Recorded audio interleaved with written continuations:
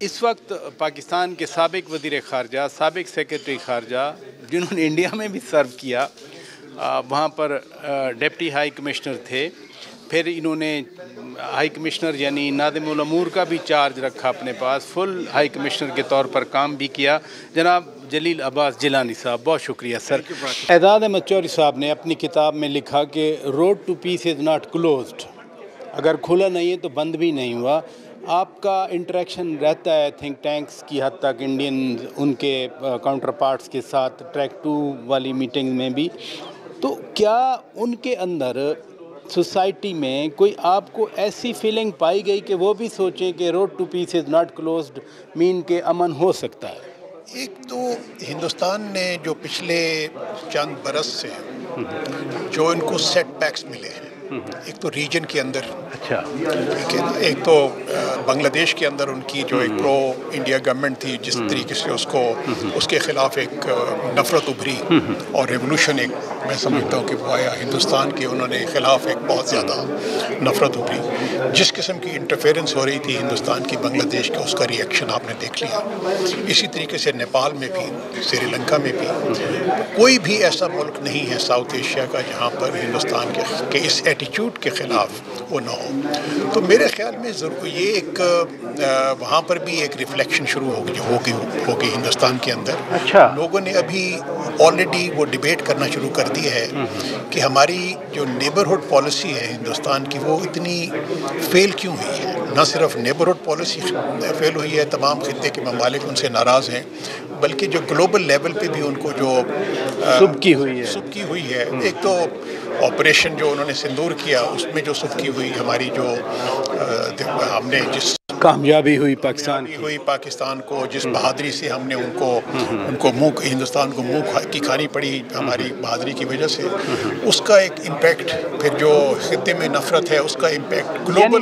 मैं ये कह सकता हूँ, आपसे पूछ सकता हूँ कि जो डिस्कशन हम फॉर एग्जांपल यही आज के डिस्कशन है कि इंडिया के साथ अमन हो सकता है, नहीं हो सकता, क्या भारत के अंदर भी ये डिस्कशन होती है? वो तो कह रहे थे ना, वाजपेयी मोदी जी ने खुद ही एक दिन कहा था कि मैंने पाकिस्तान को 10 साल हो गए, मैंने पाकिस्तान को इर्रेलेवेंट कर दिया।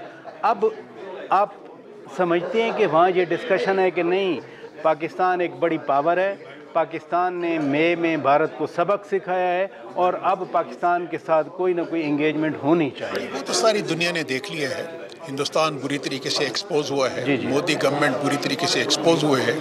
जिस तरीके से उनको पे दर पे रीजनल लेवल के ऊपर, ग्लोबल लेवल के ऊपर शिकस्तों का सामना करना पड़ा है, तो मैं समझता हूँ कि एक सोच नई ज़रूर उभरेगी हिंदुस्तान के अंदर। Thank you so much Syed Jalil Abbas Jilani साहब। नाज़रीन, उम्मीद का इजहार कर रहे हैं कि इन हालात की वजह से भी ज़रूर भारत के अंदर सोच पैदा होगी कि तरक्की के लिए, अमन के लिए कहीं ना कहीं इंगेजमेंट की जाए। इस वक्त हमारे रूबरू हैं साबिक सेक्रेटरी ख़ारजा पाकिस्तान एम्बेसडर सुहेल महमूद साहब। आपने खुद भी फरमाया कि हिंदुत्व इस वक्त भारत की खारजा पॉलिसी पे गालिब नज़र आ रही है। अगर हिंदुत्व की पॉलिसी या हिंदुत्व का नज़रिया उनकी फॉरेन पॉलिसी पे डोमिनेट कर रहा है, तो फिर ये पाकिस्तान भारत के ताल्लुकात बाहमी एहतराम की बुनियाद पर कैसे उस्तवार किए जा सकते हैं? कोई थाट ऐसा होना चाहिए। हालिया सालों में एक जो हिंदुत्व का नज़रिया है, इसने भी एक अपने तौर पे एक रोड ब्लॉक सा क्रिएट कर दिया है, या एक ऐसा माइंडसेट क्रिएट कर दिया है जो कि चीज़ों को या मसाइल को बहुत ही मुख्तलिफ़ नुक्ता नज़र से देखता है। और अब जो मुझे ज़ाती तौर पे महसूस होता है कि पाकिस्तान इंडिया रिलेशंस जो हैं वो एक नॉर्मल इंटरस्टेट रिलेशनशिप नहीं रही है, बल्कि दिल्ली के हुक्मरान जो हैं इसको अपने इस नज़रियाती लेंस से देखते हैं। और ऑफ कोर्स आपको पता है कि फिर हिंदुत्व का जो नज़रिया है इसके दो पहलू हैं। अंदरूनी तौर पे इसका ये ईमान है कि हिंदुस्तान जो है वो हिंदुओं के लिए है, और एक इसको हिंदू राष्ट्र बनाने की एक सही है वहाँ पर।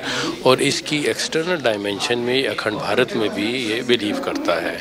तो यकीनन इसकी खारजा पॉलिसी के मुज़मिरात हैं, इसके पाकिस्तान हिंदुस्तान के साथ ताल्लुकात के मुज़मिरात हैं।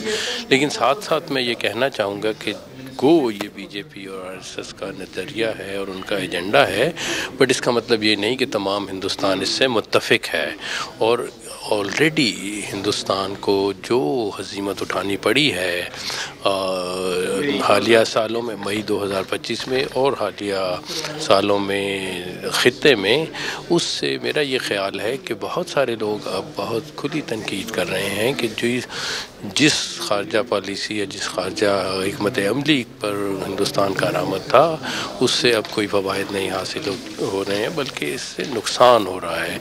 और आपने देखा कि न सिर्फ इस वक्त जनूबी एशिया में हिंदुस्तान की एक एक करके रिलेशनशिप जो है वो मुश्किलात और मसाइल का शिकार हुई है, और इसके साथ साथ बैनुल-अक़वामी सतह पे आपने देखा अमेरिका के साथ ताल्लुकात में ख़राबी आई, कनाडा के साथ ताल्लुकात में ख़राबी आई, चीन के साथ ताल्लुकात में ख़ास किस्म का तनाव रहा है।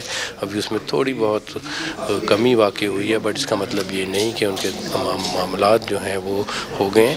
तो न सिर्फ ये कि इनकी एक जो मस्कुलर अप्रोच थी, बल्कि एक वो ख़ारजा पॉलिसी जिसको कि नज़रियाती लेंस से देखा जाता था, वो सब इसके पीछे या इसके ज़िम्मेदार हैं। और मैं समझता हूँ कि उसकी वजह से जो अमन की कोशिशें थीं उनमें कामयाबी मुश्किल हो गई। बट इसका मतलब ये नहीं कि हम किसी भी किस्म की मायूसी का शिकार हो जाएं। मेरा ख़्याल है, जैसे मैंने पहले भी कहा, कि ना तो वो हमें अपनी पीस के लिए एम्बिशन है उसको लोअर करना चाहिए, और ना ही डिप्लोमेसी में जो हमारा फेथ है उसको लूज़ करना चाहिए। इस वक्त